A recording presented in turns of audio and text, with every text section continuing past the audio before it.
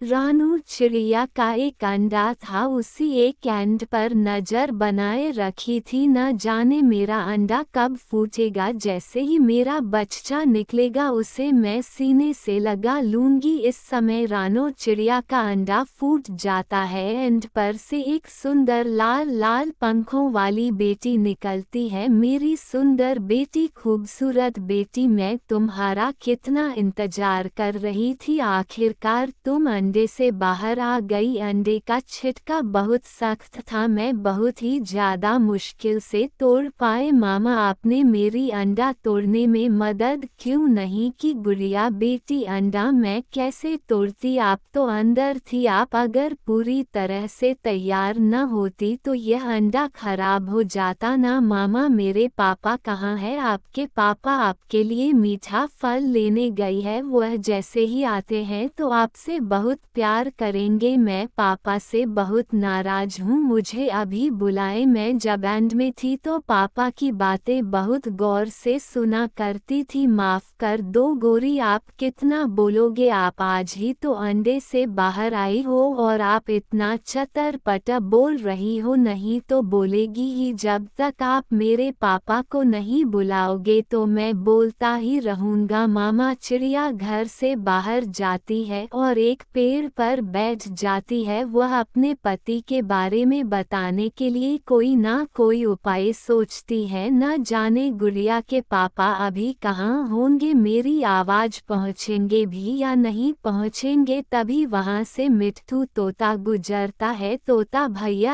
भैया इधर आए। मिट्ठू तोता उसके पास जाता है। क्या हुआ चिड़िया? चिड़िया, बहुत जल्दी में लग रही हो, आज मेरे एंड से खूबसूरत बेटे निकली है। क्या तुम ये बात पट्टी मोनू को जाकर बता दोगी? हाँ चिड़िया, मैं जंगल की ओर ही जा रहा था, तुमने मुझे काम बता दिया, मैं जाता हूँ और अभी तुम्हारे पति को बताता हूँ मैं। वह वहाँ से उड़ता है और रानू चिड़िया के पति के पास जाता है, जो कि एक खेत में काम कर रहा था। मानव चिड़िया, तुम्हारी पत्नी ने अभी मुझे बताया है कि तुम्हारे एंड में से बेटी निकली है, क्या तुम सच बोल रहे हो? मजाक तो नहीं कर रहे हो? नहीं नहीं, मैं सच बोल रहा हूँ, जाकर देखो तो सही। रानू चिड़िया जल्दी से उड़ता है, सीधे मीठे फल वाले पेड़ पर जाता है और वहाँ से एक मीठा फल तोड़कर अपने घर जाता है। ये लो मेरी सुंदर बेटी है, फल खाओ। नहीं पापा, मैं आपसे बात नहीं करूँगी, मैं आपसे बहुत नाराज हूँ। जब मैं एंड से बाहर आई थी तो आप घर में क्यों नहीं थे? जैसे तुम्हारी माँ संभालती है वैसे हम काम करते हैं, घर में बैठा रहूँगा तो हम तो भूख से मर जाएंगे पापा। लेकिन आज के दिन तो घर बैठ सकते थे ना, आप क्यों नहीं बैठे? गुड़िया बेटी, आप 2 दिन पहले निकले थे एंड से, मैं तो समझ रहा था कि आप 2 दिन बाद निकलोगे एंड से, इसलिए मैं काम पर चला गया पापा। चिड़िया, गुड़िया चिड़िया बैठकर बहुत सारे बातें करते हैं। मामा चिड़िया रसोई में जाकर काम करना शुरू कर देता है और फिर रात हो जाती है और फिर सभी सुकून से सो जाती है। आज मामा चिड़िया बहुत ही सुकून से सोई थी क्योंकि उसको पहले अंडे की चिंता होती थी और तो एंड पर से बेटी निकाल जो आई थी। फिर सुबह हो जाती है। सुबह सुबह पापा चिड़िया काम पर जाने के लिए, रानू मैं काम पर जा रहा हूँ। गुड़िया के पापा मुझे भी काम पर साथ लेकर चले, मैं नदी पर चली जाऊंगी, मैं पूरी 1 महीना हो गया हूँ नदी पर नहाया नहीं हूँ। गुड़िया के मामा, गुड़िया घर में अकेली पड़ जाएगी, कोई शिकारी पक्षी भी आ सकता है। गुड़िया के पापा, हम गुड़िया को घर के अंदर बंद कर देंगे, घर के बाहर ताला लगा देंगे, किसी को क्या पता कि यहाँ पर बच्चा बैठा हुआ है। फिर मामा जी यहाँ पापा चिड़िया वहाँ से चल जाता है। फिर माँ से गंदी में जाकर खुश डुबकी लगती है और फिर नहा लेती है। गुड़िया के पापा, मेरा मकई खाने का मन कर रहा है। हाँ गुड़िया के तो मिलेगी, हम चले जाते हैं किसान खेत में, कई दिनों से मकई नहीं खाए। फिर वह दोनों किसकी बस्ती में जाते हैं और वहाँ पर उसके खेत में बैठ जाते हैं। मकई का खेत बहुत बड़ा था। गुड़िया की मम्मी यहाँ ऊंचे पेड़ पर बैठता हूँ, जल्दी से आओ कहीं किस ना आ जाए। फिर पापा चिड़िया एक बड़े पेड़ के डाल पर बैठ जाता है और मामा चिड़िया खेत के अंदर घुस जाते हैं। पहले ही बैठा हुआ था वह अपना तीर सीधा करता है और मामा चिड़िया पर निशाना लगता है। तेज लगने के कारण मामा चिड़िया वहीं के वहीं रह जाता है। गुड़िया के पापा देखते हैं तो क्या देखते हैं, गुड़िया के सीने में तीर लगा हुआ है और सीधा मामा चिड़िया के ऊपर जाकर रुकता है। अपने पति को देखते हैं, फिर राना चिड़िया वहां से चला जाता है। रानू चिड़िया बहुत उदास था। वह नदी किनारे